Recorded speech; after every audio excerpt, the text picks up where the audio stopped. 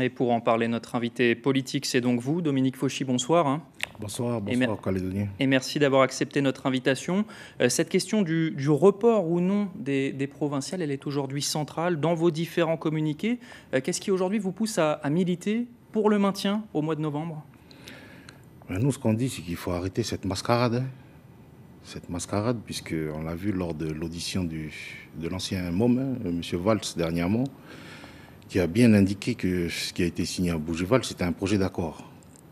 Donc aujourd'hui, le FLNKS a rejeté ce projet qui a été soumis aux instances du Front au Congrès, au dernier Congrès du Front le 9 août. Donc aujourd'hui, il n'y a pas consensus. C'est pour ça que nous, on dit qu'il faut arrêter la mascarade. Ce qui se passe en France, on l'a vu dans l'instabilité nationale. On a vu que le dossier calédonien il est instrumentalisé. Pardon. Pour ce qui est de la méthode, vous fustigez la motion de rejet déposée par Nicolas Metzdorf. Vous parlez de passage en force. Est-ce que ce terme ne correspond pas finalement aussi aux 1700 amendements qui ont été déposés pour empêcher de voter le report à temps? Est-ce que ce n'est pas équivalent? Le report des élections provinciales se situe dans le calendrier de mise en œuvre de Bougival. Puisqu'il n'y a pas consensus, nous on dit pourquoi maintenir ce calendrier, faisons les élections aujourd'hui pour pouvoir justement renouveler et donner la légitimité démocratique aux nouvelles instances qui vont être élues. Mais la finalité reste la même, y compris avec cette motion, c'est-à-dire que le Parlement devra dans tous les cas se prononcer pour ou contre le report des prochaines provinciales. Bien sûr, puisque la commission mixte paritaire se réunit demain, l'Assemblée nationale cette semaine. Et nous, on dit que la méthode qui est employée, c'est la même qui a été employée l'année dernière, avec le projet de loi constitutionnelle qui a été fait sans consensus, sans l'approbation des différents groupes politiques, et ce qui a mené à l'insurrection de l'année dernière, ce qui s'est passé l'année dernière. Il y a un travail de lobbying, en tout cas, qui est opéré à Paris. Qu'est-ce que vous en attendez de ce vote la semaine prochaine? En tout cas, nous, on appelle au bon sens des différents responsables politiques en France. Nos parlementaires, ils font le travail là-bas, on leur apporte tout le soutien. En tout cas, nous, ce qu'on dit, c'est que la paix dans ce pays doit se construire avec tout le monde. Là, on a l'impression qu'une partie des partis politiques, en tout cas le FLNKS, est mis de côté. Dominique Fauchy, vous évoquiez dans votre communiqué cette semaine, je cite, le risque que les tensions s'enflamment de nouveau comme en 2024. Entre ça et la remobilisation qui a été décidée, est-ce que vous comprenez que ces propos puissent être perçus par certains comme des menaces? C'est pas des menaces, c'est les... Comment dire? On l'a déjà dit sur ce plateau, c'est un appel au bon sens. Les causes produisent les mêmes effets. Ce qui s'est passé l'année dernière, c'est qu'après le 13 mai, le FLNKS, suite à la rencontre avec le président de la République lors de sa venue, le président était présent. Il n'était pas encore président, Christian Théan. On a travaillé à la désescalade. Et c'est tout le travail qui a été mené l'année dernière qui a conduit à la décision du congrès du FLNKS de Pagou à lever tous les barrages et toutes les mobilisations qui ont été mises en place sur le pays, justement pour faire quoi? Pour reprendre les discussions. Aujourd'hui, l'État reproduit les mêmes méthodes et on a peur que cette méthode nous fasse revenir à ce qu'on a connu l'année dernière. Mais est-ce qu'on est exactement dans le même contexte que l'année dernière, dans le sens où il y aura quand même le congrès de Versailles qui doit se réunir avec cette fois-ci pas vraiment de majorité du côté présidentiel et derrière un référendum avec le corps électoral référendaire spécial? En tout cas, nous, on privilégie la discussion. C'est pour ça qu'à l'heure actuelle, on n'est pas encore arrivé à la rupture. Le dernier congrès du FLNKS a dit qu'on rejetait Bougival, qu'on était prêt à aller à la discussion. En tout cas, pour nous, les perspectives sont claires. Organisons les élections provinciales cette année, continuons les discussions pour aboutir à un accord pour le pays. En tout cas, pour nous, l'accord de Bougival, c'est une niette.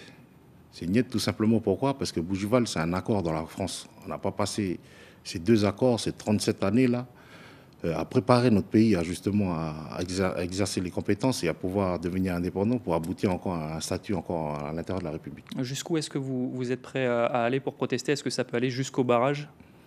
En tout cas, le travail, il est fait dans les hémicycles, au niveau au niveau parlementaire. En tout cas, nous, on ne sait pas ce qui va se passer par la suite. On va laisser nos instances décider ce qui va se passer. En tout cas, nous, on va attendre ce qui va se passer cette semaine, c'est-à-dire la commission mixte paritaire, le report des provinciales, et on verra un petit peu pour la suite comment ça va se passer. Mais on sait aussi que la MOM arrive prochainement. On va en reparler en fin d'interview. Alors l'autre composante majeure côté indépendantiste, l'UNI, elle, tient le raisonnement inverse. Elle estime que c'est le maintien des provinciales qui engendrerait des tensions. Quelles sont vos relations aujourd'hui avec le PALICA et l'UPM qui composent l'UNI ? Avant de répondre à la question, je souhaiterais dire que l'année dernière, les élections législatives sont tenues dans un climat encore plus difficile. Elles ont réussi à se tenir quand même. C'est pour ça que nous, on dit que les élections provinciales pourraient très bien se tenir cette année. Et pour ce qui est de vos relations ? Nos relations avec l'UNI, au niveau du FLNKS, il faut savoir que l'UNI n'est pas membre du FLNKS. C'est le PALICA et l'UPM qui sont des groupes de pression. Ils ont pris des décisions lors de leur dernier congrès, l'année dernière, de sortir du fonctionnement du front. On a essayé de les approcher pour voir un petit peu leur état d'esprit, s'ils étaient prêts à revenir. Parce que là, aujourd'hui, il faut que leur positionnement il soit clair. C'est en ce sens-là que le président du FLNKS leur a envoyé un courrier au bureau politique de l'UPM et au bureau politique du PALICA, justement pour leur demander un positionnement clair sur le sujet. Parce qu'officiellement, ils sont toujours en retrait. Officiellement, ils sont toujours en retrait du fonctionnement. Certaines sources affirment justement que le PALICA et l'UPM pourraient être exclus du front dans les prochaines semaines. Est-ce que c'est une information que vous confirmez ce soir ? Ce que je vous disais tout à l'heure, c'est qu'il y a un courrier du président du FLNKS qui leur a été adressé pour demander un positionnement sur le sujet. Sans quoi il y aurait exclusion ? Parce qu'on ne peut pas aller à... Le mouvement indépendantiste, à l'extérieur, ne peut pas aller porter deux voix différentes. Soit on est dans la maison, soit on est en dehors. Mais en tout cas, la porte n'a jamais été fermée. Il faut savoir que le FLNKS a été créé, c'est la représentation du peuple kanak. Et les partis, les groupes de pression sont libres d'y rentrer. Après, charge à eux de voir s'ils veulent y sortir. Ce sera probablement peut-être l'un des thèmes de la visite de Naïma Mouchou, la ministre des Outre-mer, qui arrive le week-end du 1er novembre. Qu'est-ce que vous attendez de cette visite et est-ce que vous avez prévu de la rencontrer ? Il y a des visioconférences qui sont prévues la semaine prochaine, justement pour peut-être... déjà une première approche, parce que c'est quelqu'un qu'on ne connaît pas, déjà pour faire connaissance et puis peut-être préparer sa visite. Elle se montre en tout cas ouverte au dialogue. Elle dit que la discussion ne se fera pas sans le FLNKS, à condition, dit-elle, que le FLNKS veuille aussi la discussion. Comment est-ce que vous recevez ces déclarations ? C'est les déclarations que M. Valls a déjà faites. En tout cas, nous, on a un bureau politique élargi vendredi prochain. On va statuer sur la suite de la reprise du dialogue ou pas. Comme je le disais tout à l'heure, il y a la commission mixte paritaire. On va voir ce qui va se passer à l'Assemblée nationale d'abord cette semaine et on avisera par la suite. Mais s'il devait y avoir reprise du dialogue, s'il devait y avoir rencontre avec la ministre, vous confirmez que vous ne rediscuterez pas l'accord de Bougival ? Ça, c'est le congrès du FLNKS qui a pris la décision. On n'a pas changé de position depuis. Le projet d'accord de Bougival a été formellement rejeté. Donc nous, on est prêt à discuter, mais en dehors de Bougival. Et Nicolas Metzdorf a déclaré cette semaine à l'Assemblée, je cite, « Il faut prendre le temps de discuter pour emmener un maximum de gens sur l'accord de Bougival ou sur un accord consensuel quel qu'il soit ».